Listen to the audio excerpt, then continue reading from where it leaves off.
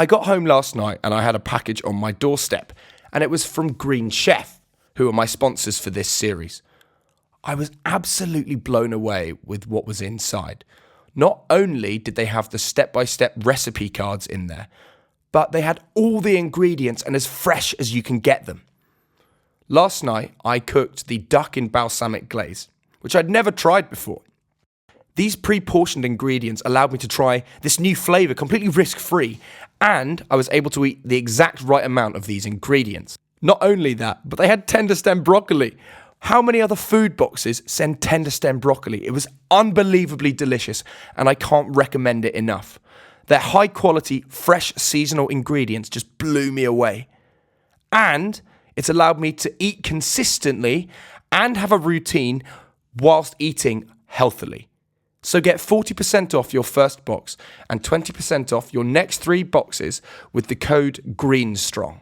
That's GREENSTRONG for 40% off your first box and 20% off your next 3 boxes.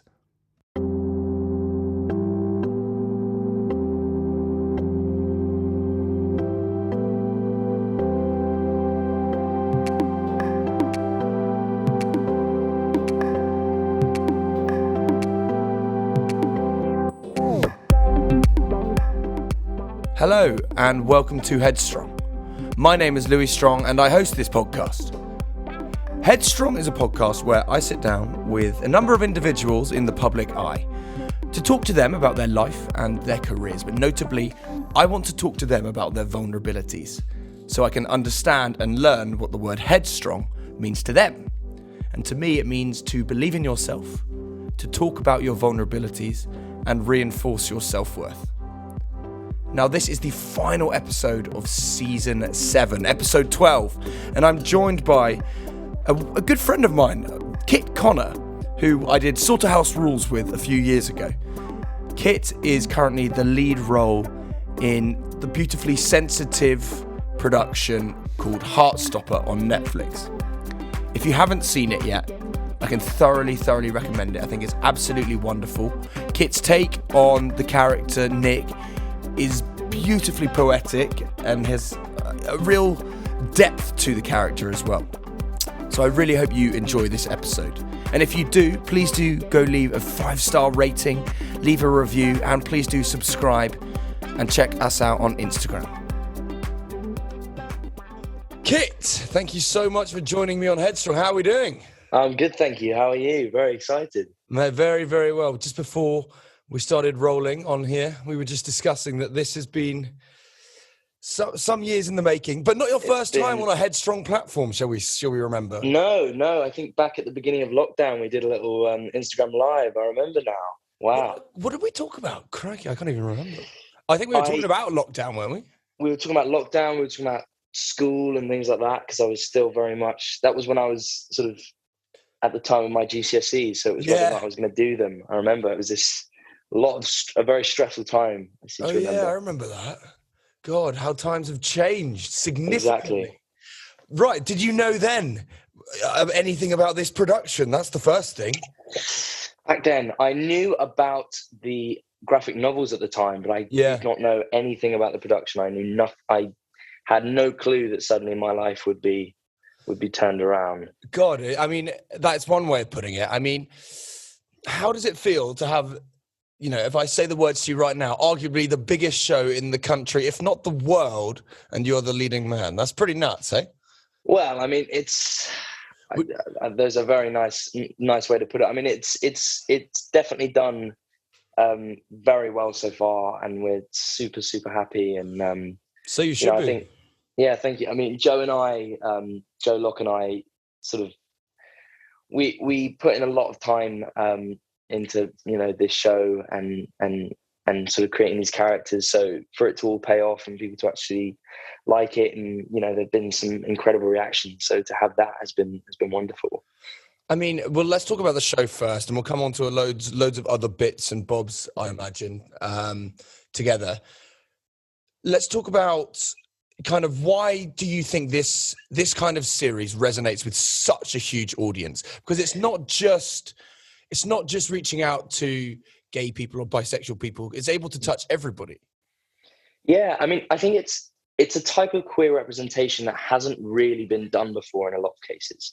Because I think a lot of, especially queer teen shows, are very, very almost overwhelmingly negative in a lot of senses. You know, you've got some amazing shows like, you know, Euphoria and, you know, even things like Sex Education, which is you know, an incredible show. And also, you know, not that negative, but a lot of queer representation in the mainstream media is very gritty and dark. So I think it's really important, especially for queer people, to just see queer representation and see queer people being happy, and queer people sort of just you know, living their life and falling in love and sort of navigating that teenage sort of slightly awkward, uncomfortable, you know, period of time. So yeah. How would you, for anyone that's not listening, we're obviously talking about, who is listening? We're talking about Heartstopper and Netflix. How would you sell it to them in an elevator? You've got 30 seconds. All right, so Heartstopper is essentially about two boys at an all-boys school. One is an openly gay, sort of slightly nerdy boy, and then one is a stereotypical, seemingly straight rugby sort of popular jock kind of character, and I play that jock somehow. And essentially, they sort of befriend one another, and then they slowly grow closer. And my character Nick sort of starts to question his sexuality, and yeah, it's basically an exploration of sort of teenage years and teenage life as a queer student in an all-boys school, and also there are sort of side characters as well in an all-girls school. Yeah, I mean, there's really something for everyone in the LGBTQIA+ community. So yeah, the whole thing is beautifully poetic. I mean, it's so wonderfully shot.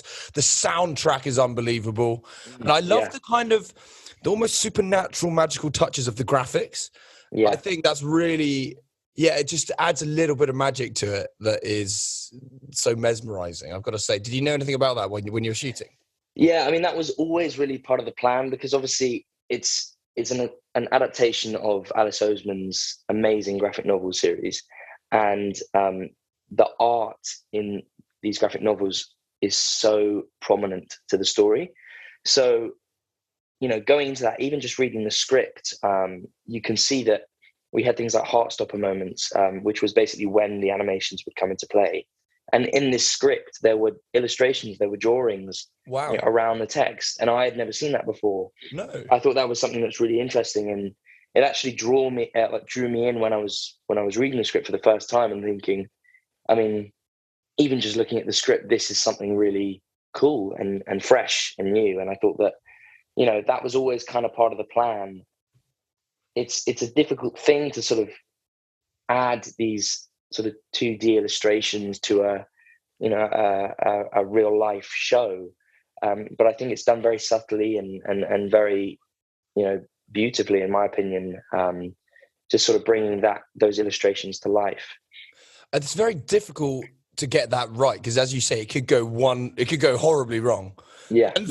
Fortunately, of course, it does not, because the show, I just checked on IMDb, it's a solid 9 out of 10. I mean, mate, that you don't get those sort of numbers anyway. Yeah, I mean, for a while, I don't know if it still is. For a while, we were on Rotten Tomatoes. We were 100% Rotten Tomatoes certified fresh, which was honestly mental. You know, that is crazy.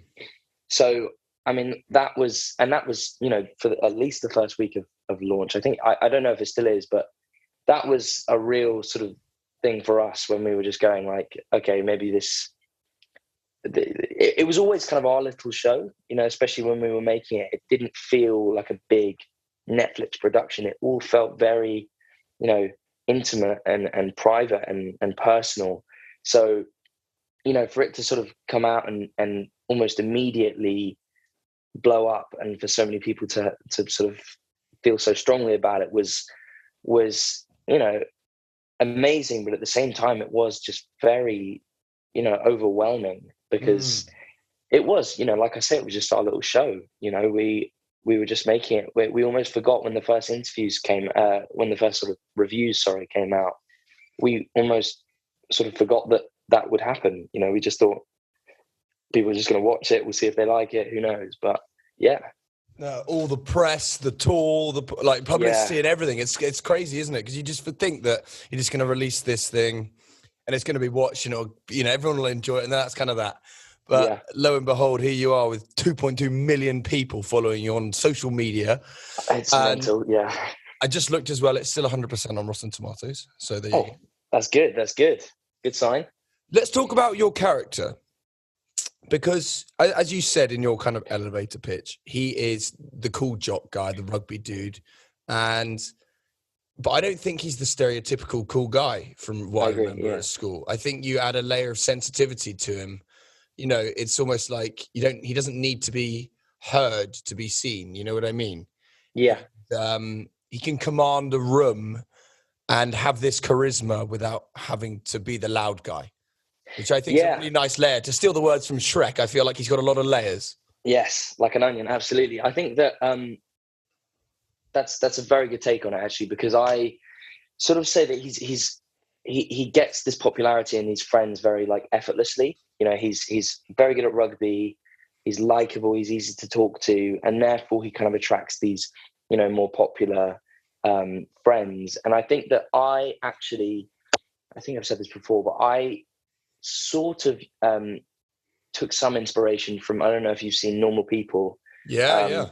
Yeah, but watching Connell's character Mm. having that sort of effortless popularity, and he's not your classic kind of jock. He's not your classic sort of cool guy, because he does have that sensitivity and that sort of that realness about him. And I think that that's kind of what I saw in Nick as well when I was reading the script, and that's kind of what I wanted to put into the character. So yeah, I mean, I think that he is, while he is definitely in some ways the stereotypical sort of rugby boy, and the fact that everyone kind of assumes that he's straight, he is very much. That's definitely what I was trying to go for, is that sort of sense of sensitivity and yeah, kind of. I do honestly think that although Nick is very sort of confident, he is also slightly introverted in a way. Definitely. Yeah, I definitely agree with that. And I think as well, obviously, I know that it's the novel first, but that kind of story wouldn't work as well, in my opinion, if it is this outgoing, like stereotype of a brute of a player, and then because I think you'd be like, well, that's a bit predictable. Whereas actually seeing you go through all this confusion, conflicting ideas, and then coming to the realization, I think it's so much more powerful, because you're so much more of a layered human. Yeah, absolutely. Much more complex character. Yeah. Definitely. Do you remember the first scene for your audition? Which one was it? I think, well, funnily enough, I did a self-tape, and I originally auditioned for the role of Charlie. So I think a lot of the Heartstopper fans just find that very, very, very confusing, because I look nothing like Charlie. Nothing about me screams Charlie. And they seem to think that everything about me screams Nick. So yeah, I auditioned. There's this beautiful scene, I think in episode 4, where Nick has just run to Charlie's house in the rain, and they go into Charlie's bedroom, and then Charlie, before Nick can even speak, sort of essentially tells him how much he regrets kissing him, because they kiss for the first time, and essentially saying like he doesn't want to ruin their friendship, essentially because he thinks that Nick has that Nick regrets the kiss as well. So that was the scene I actually used to audition with. And I just thought it was a really beautifully written scene, and very just stripped back and genuine. And I think that's when Charlie is at his most sort of vulnerable in front of Nick. So I thought that was beautiful. But then I think they quite quickly realized that I was much better for Nick. So I think probably one of the first things that I auditioned for with Nick was there's a scene with a character called Imogen on a bench in the park, where he's sort of essentially talking about how it's the one in the trailer, isn't it? Yeah, exactly. Yeah. So he's saying he doesn't quite feel like he's really being true to himself, and that he feels like he has to kind of change himself to fit in with others. So I think that's a really relatable scene for a lot of people, and I think it's a beautiful scene. And yeah, I mean, doing that as my first audition for Nick, then actually filming it was quite a full circle moment. Yeah. I love that part of the narrative, actually, where it's, I mean, this is a spoiler alert for anyone who's listening, when, you know, you felt obliged to kind of say yes to go on this date because you're in front of your mates, you've got that peer pressure over there, and then she's got, you know, oh, her dog's died, and you're like, because that's so relatable, not even just for anyone, I mean, that's relatable for anybody in that kind of world, which is crazy.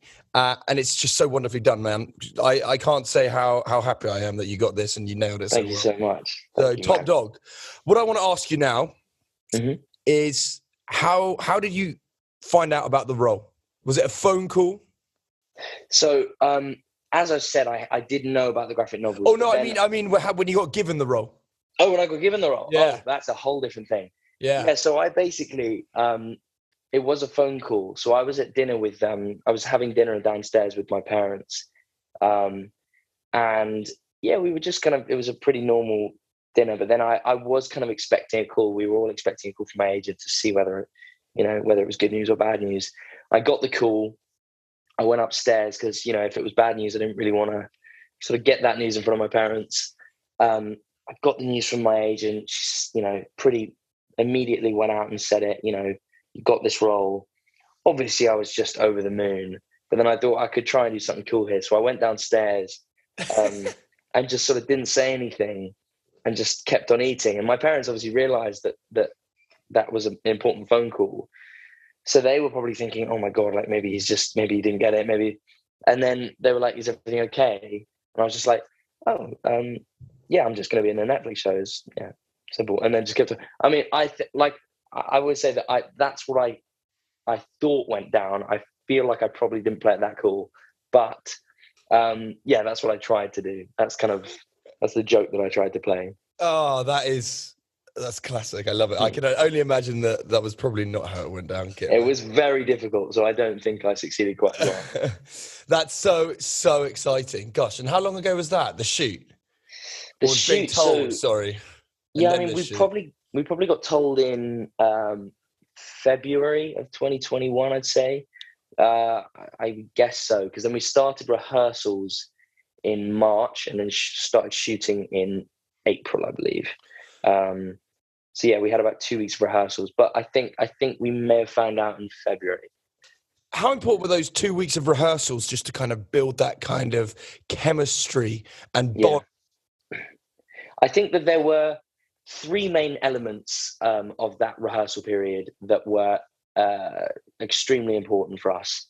Is the first thing that you mentioned, that it was about building that chemistry between between all the cast members, especially between Joe and I, just to, I think the heart of the show is the relationship between Nick and Charlie and the relationships between, all the characters really. So if that didn't quite feel real, then the show wouldn't have worked. Yeah. So I think that was a big thing for us to just get to know each other, get a bit more comfortable with each other, and sort of get used to acting with one another. I think that was a big thing. I'd say the second thing is getting to know our characters. We did a lot of actually very classic sort of theatre techniques, like sort of Stanislavskian techniques in some ways.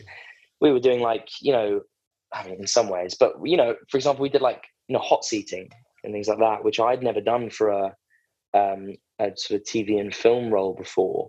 But it was really interesting because we weren't just hot seating. We also had Alice, the writer, who obviously knew the characters better than anyone. So if there was something that I didn't know about my character, I could just ask Alice, and then you got a pretty, concrete answer. But then even there were certain things that Alice hadn't thought about certain characters. So it was really cool to almost there and then sort of come up with something new and come up with a different element of the character's background. And that was really exciting. But also, I think there was one really important element, which was we had a couple sort of sessions with Stonewall, who were really, really helpful in essentially just sort of training everyone who was going to step on set to essentially create a really safe, sort of comfortable space for everyone on set, in terms of,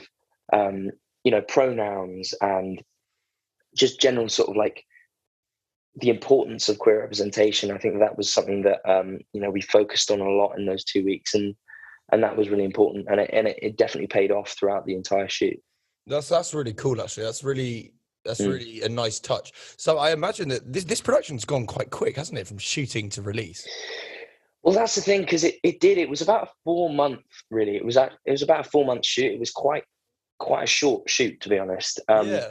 I mean, it felt like forever, to be honest, because after, I'm not even the shoot went by quite quickly, but it felt, after we wrapped, it felt like forever until sort of anything was happening with the show. But the nature of it being Netflix is that even when the show is completely done, you've got a dub, for loads of different languages and things like that, which is really cool. But it I think everyone in the cast was just so keen, so eager for it to come out finally. When all the fans as well, because they're obviously sort of translated, a lot of them translated from the graphic novels to the show. So they just, anytime, Joe and I were announced, or the rest of the cast were announced, or even just slight behind the scenes pictures, they were just so excited and would just eat everything up. So this is a 4-month shoot, and obviously you're basically in every day, let's go with. And you were still directly involved in your education. Now, This is always something that I like to talk about, because I talked about it with Asa before in quite a lot of depth. And I always think that just education on a set is a bizarre concept, and one that not many people will understand, but it's something that you've done all your life, having acted for, 10 years. Yeah. But just describe it for this production. Well, actually, I mean, this production is a weird one. So I, like you say, so I've sort of grown up doing things like tutoring on set.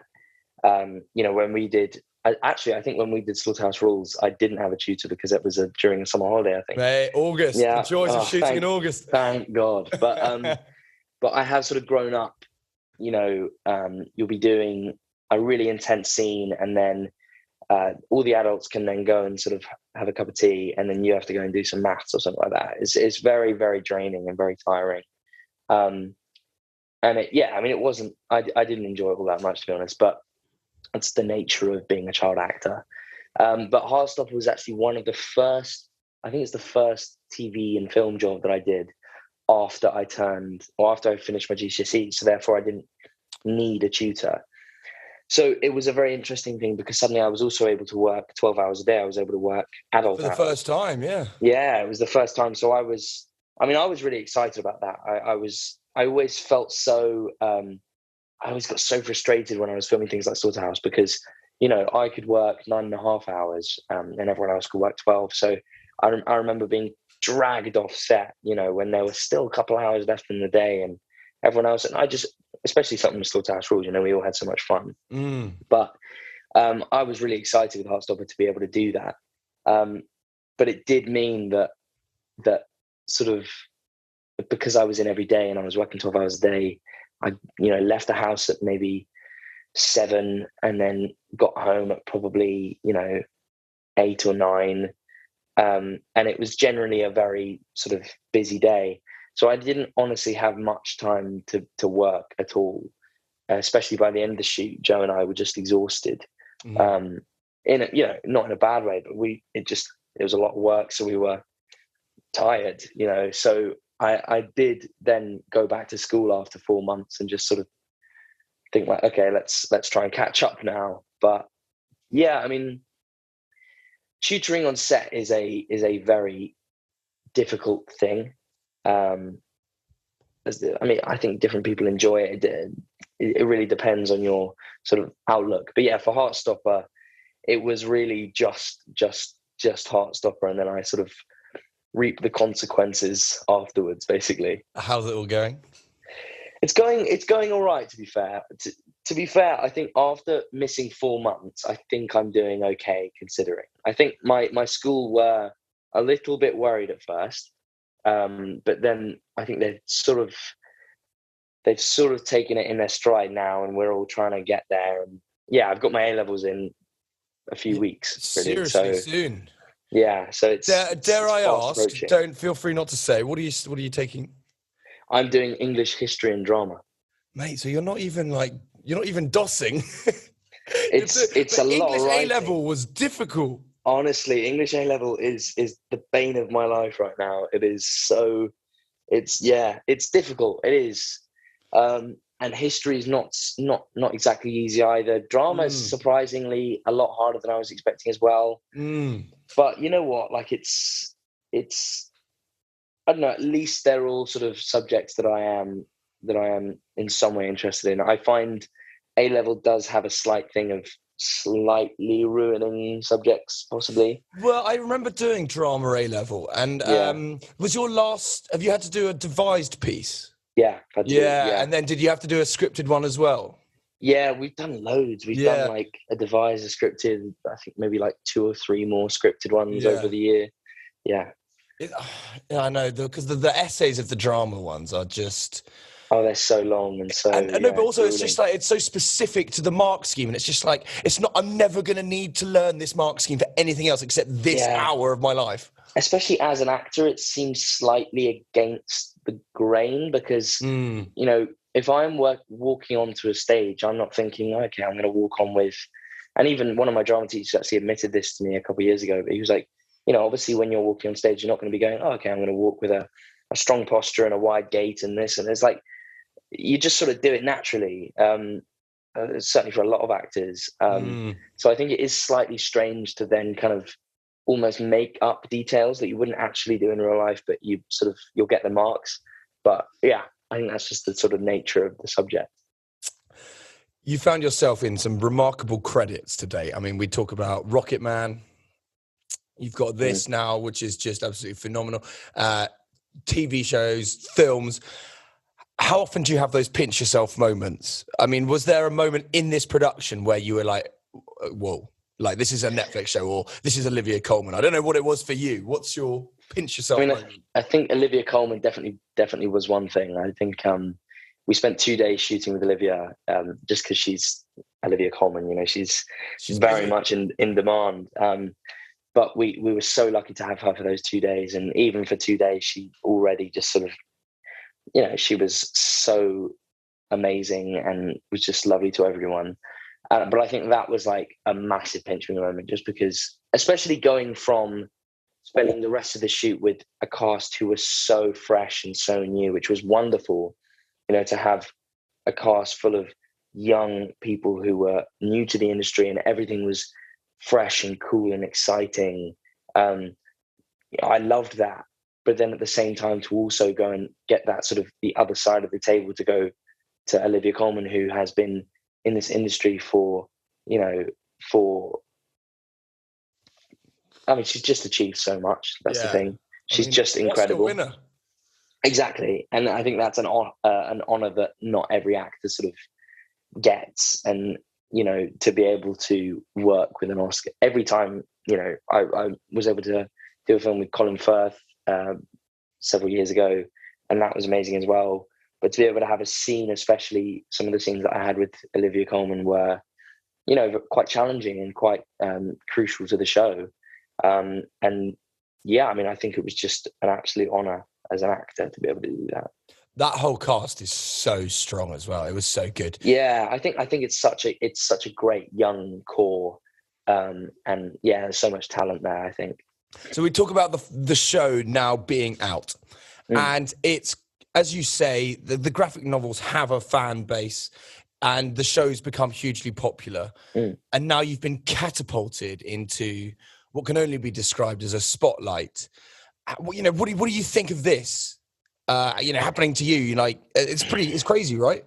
It's absolutely mental. I mean, I honestly, because like I said, it always felt like our little show. The fact that it's now been seen by so many people and had this kind of effect on so many people is wonderful. I mean, I think that it is definitely a little bit scary, you know, in certain ways, because I think you never quite feel prepared for it and you never feel ready. But at the same time, it's amazing. You know, there was a Heartstopper fan who tweeted out that they essentially used my coming out scene by showing it to their parents and used it to come out to their parents. And I think, like, I was just like, that is incredible to be able to, as an 18-year-old, to be able to like be given the opportunity to have that effect on someone's life and give them the confidence and kind of empower them to do that, even just a little bit, is incredible.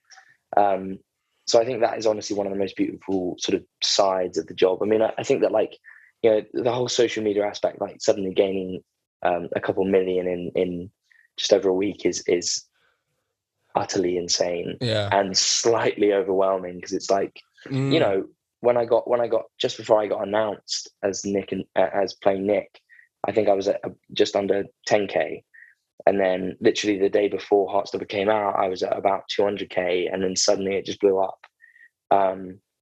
So yeah, it's crazy, but I'm so grateful. And, you know, anytime that I meet a Heartstopper fan, it's unbelievable. I still just don't know why they're, because you know, it's still just, the way I see it is I'm very like quite a normal guy just from Croydon, so it's a bit odd. I'm just Kit, so it's a bit strange that these, you know, these wonderful people get so excited to you know, meet me or to speak to me or anything like that. I think that's a really humbling experience. Yeah.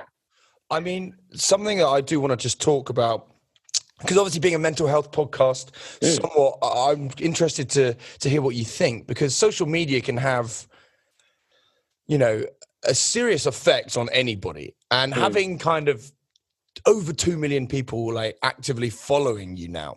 Yeah. You said you were overwhelmed by that, but do you feel like anxious at all that, you know, you might slip up here and there, because it's a lot of power and responsibility, you know? Yeah, I mean, I think that I mean, I know you've got an amazing team, Georgia. Yeah, I mean, absolutely. My team is absolutely wonderful and would never let me slip up. But yeah, at the same time, it's a scary thing. And I think that social media is definitely a double-edged sword. It's so wonderful in certain ways. Like I mentioned, you know, you get these wonderful moments where fans can reach out to you and tell you about, you know, amazing effects of the show. And, you know, I think that it can be a great source for change and things like that. But at the same time, you know, social media can be an extremely toxic place, and an extremely sort of, yes, slightly scary place. And it can build a lot of, you know, anxiety, and then also sort of, you know, slightly negative mindsets about, you know, body image and identity and things like that. And I think that's obviously like can be a catastrophic effect of social media. I honestly have spoken to many, you know, especially other people in the Heartstopper cast. I've spoken to them about the possibility of maybe when sort of in a few weeks' time, when the sort of, you know, press side of Heartstopper has slightly died down and things like that, I might just sort of take a break from social media for a little while. And I joked about maybe getting like a flip phone or something, just sort of just having that, living that sort of 2000s dream. Yeah, I think that would be honestly something that I would consider, just because I think that it can also be important to just live in the real world. Because although it's amazing to have these, you know, wonderful people saying such wonderful things about me and the show and the other cast members, I think it is also important that you know, I'm living sort of the same life. I'm living the same life as I always used to. I'm living the same life as my friends, and I think that's important. And I think that if I'm constantly looking down at my phone, sort of seeing what the internet has to say, then I'm not really living in the real world. And I think that can have, you know, many effects on sort of mental health and things like that. So yeah. I think as well with the show specifically, and I know that the graphic novels later on do this, there's a great opportunity to touch on things like mental health in a show like this, because I know that it will be done so delicately and so, you know, carefully, and that will also really help inspire, you know, a whole other group of people. And I think that's really important. And it's weird as well that it's set in a school, because I think the way that the characters are portrayed are so lovely, most of them. And you know, you look at schools now, and I don't think we're doing enough in schools to help talk about certainly what you're talking about in that, but also mental health. Like, I don't think PSHE is a good enough thing to be pushing stuff like I agree. And I think that, even in season 1, we hint at the character Charlie's sort of developing eating disorder, which is very prominent in the later graphic novels. And if we were to get a season 2, then that's, what we'd possibly talk about. But I think also the beauty of Heartstopper is that we approach these kind of issues with a very optimistic lens, in a very, very much a sense that even though these are really awful issues and very serious, we try to sort of give people who are struggling with these kind of issues a sense of hope, and a sense that, even if, because it's unrealistic to also suggest that, mental health can just be cured. I think it's healthy to sort of just give people hope that, it will get better, and that sometimes,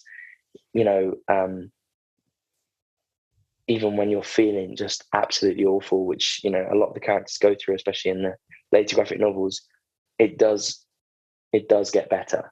I think that's something that's really important, that hopefully if we were to, go into later seasons, we could explore that more.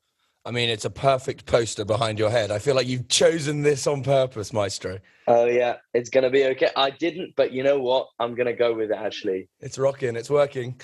What else did I want to talk about? Yeah, I mean, you kind of touched on it already, kind of this double life. It's kind of crazy where you're kind of doing these film sets and then you're acting with the likes of Olivia Colman, Nick Frost, Louis Strong, stuff like that. No, but then... That was smooth. That was very smooth. And how do you switch off? How do you give yourself time and preserve your own well-being? Because it's so important to, finish a day like that, and it can be overwhelming, and being on a film set, they're such big beasts. But then you actually need to just chill out and rest and look after your well-being. What do you do? I mean, that's the thing. I think that one thing that helps is I never went to drama school. I've gone to a sort of a normal secondary school and normal primary school. I have a lot of friends who have absolutely nothing to do with acting and do not care about it at all, which I think is really important for me, because it gives me that balance. Because although I make some wonderful friends in the industry, and especially for films like Slaughterhouse and Rocketman and Heartstopper, obviously, I've made some wonderful friends who I do genuinely consider as very close friends. But it is also important to be around people who have completely different interests, and I think that does encourage me to sort of switch off the actor mindset and just be a teenager. So it's things like just sitting down and watching a film or watching a TV show. And even though that is technically my job, as an actor, it's just sort of forgetting the fact that I've, got a job and that I've got all these things and that I've got an Instagram following. I mean, I honestly think one of the main things that got me through, like, for example, lockdown is going for walks. I find walks really therapeutic for my mental health.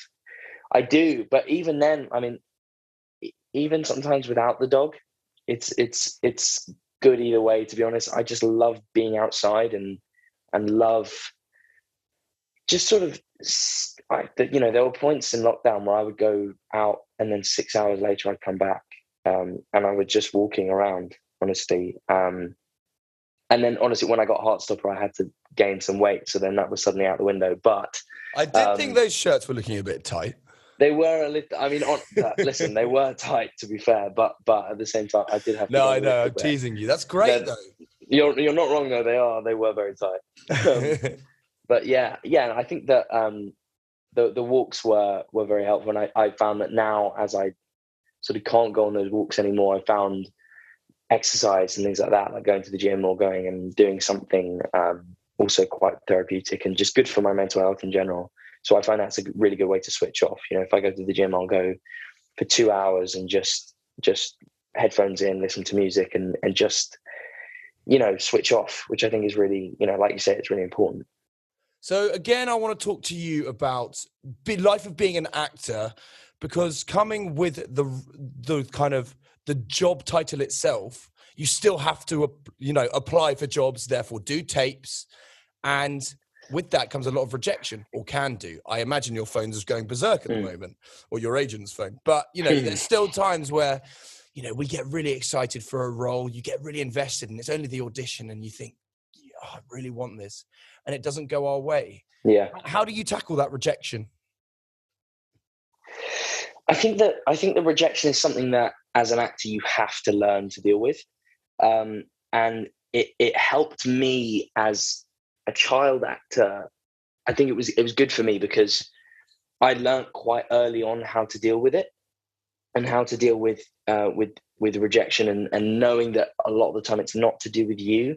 So I remember there was a film that I was really, really, really keen to do, and I got down to the last two, and I was just, I was right there. I felt like I could really just grab it, and then it got to the point where I was the only one in the running, and the director told me, "I want you to play this role," and then we did a screen test, and then the studios essentially decided that they wanted to go with someone else.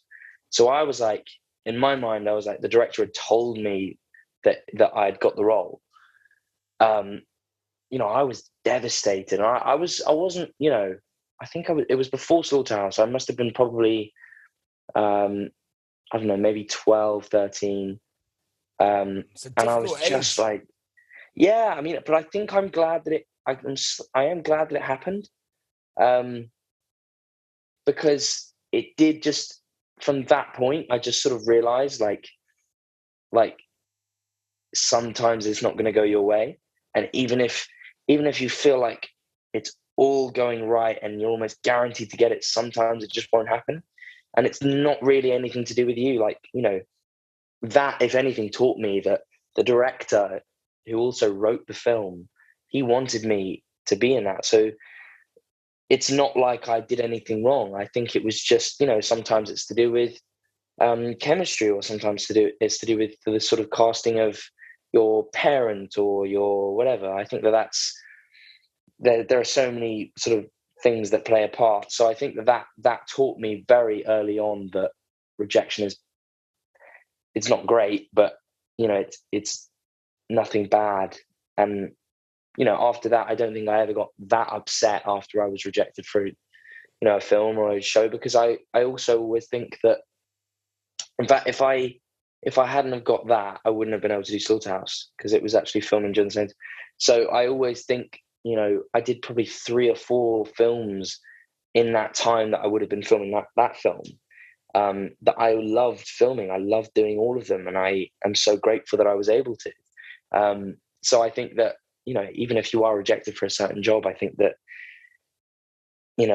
as one door shuts, another one will open. And I think that's, one of the most refreshing bits of being an actor, is that it's always changing. There's always something else around the corner.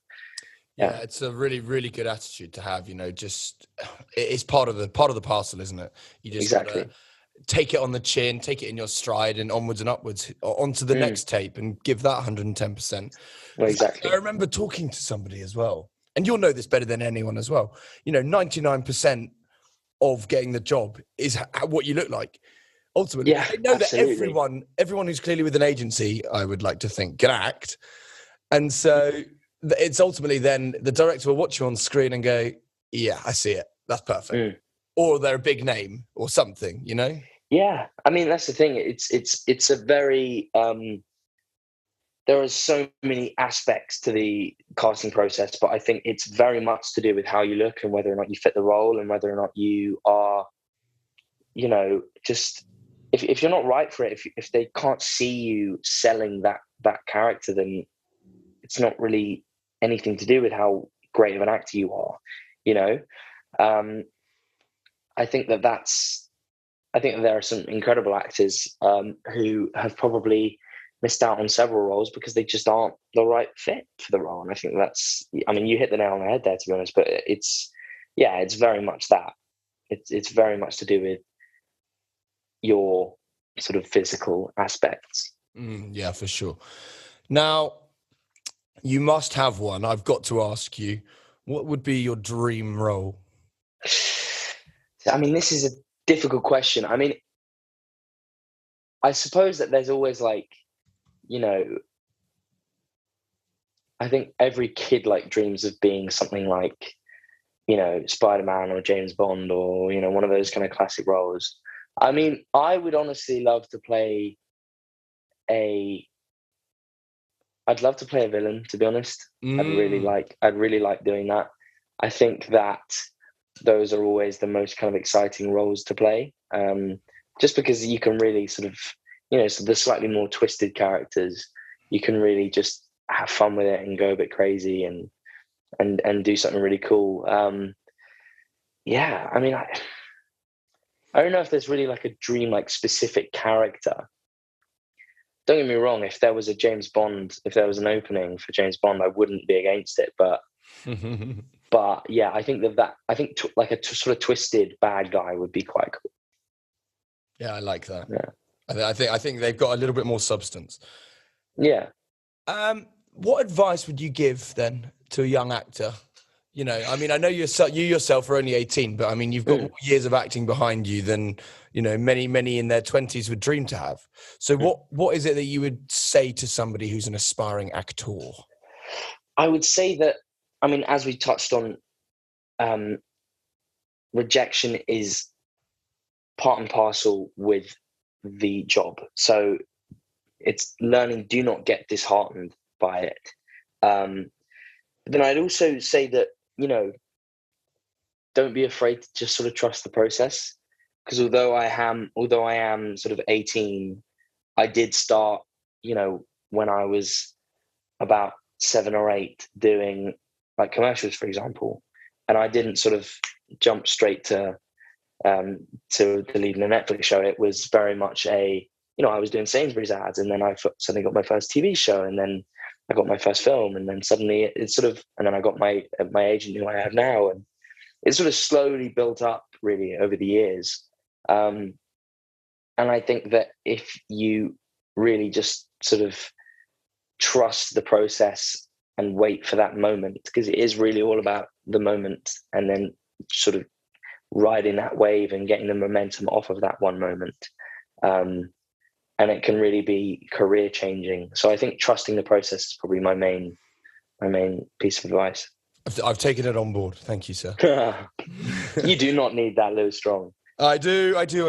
Man, I'm frustrated at the moment with kind of auditions and that process, but ultimately it is it's my fault to actually book the job, so I can't blame anyone else. But anyway, that's another conversation. My final question, which I know I asked you on the live, and you'll probably know what it is. Okay. I wonder. I wish I could find out what you said then and see if it resonates now. So, what does the word headstrong mean to you? I think for me, the word headstrong is always like,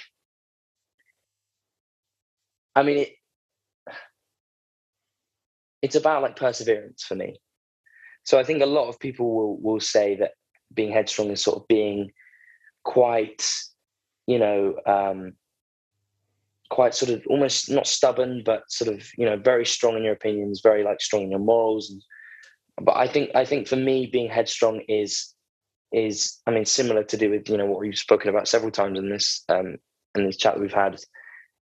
It's very much sort of learning to deal with the hardships of life and of, you know, one's career, and that, you know, sort of things like rejection and things like, you know, bad reviews possibly.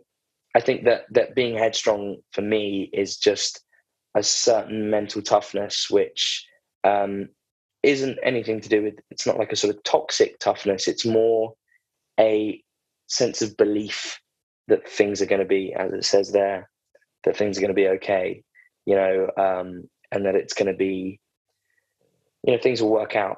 I think it's sort of trusting the process. Very nicely put. For anyone who has failed to see the show, Heartstopper is on Netflix. Go check it out. Kit, I can only but thank you for your time. It was absolutely wonderful. Much.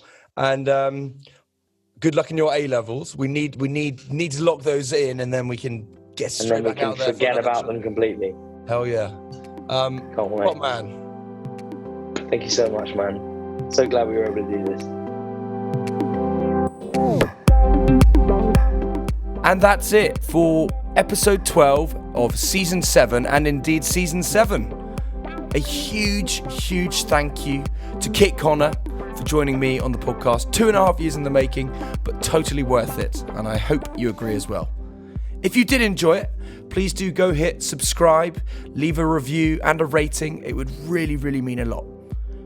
Do go check out our Instagram at Headstrong Podcast. Give us a follow. Have a look at Kit's artwork on there as well.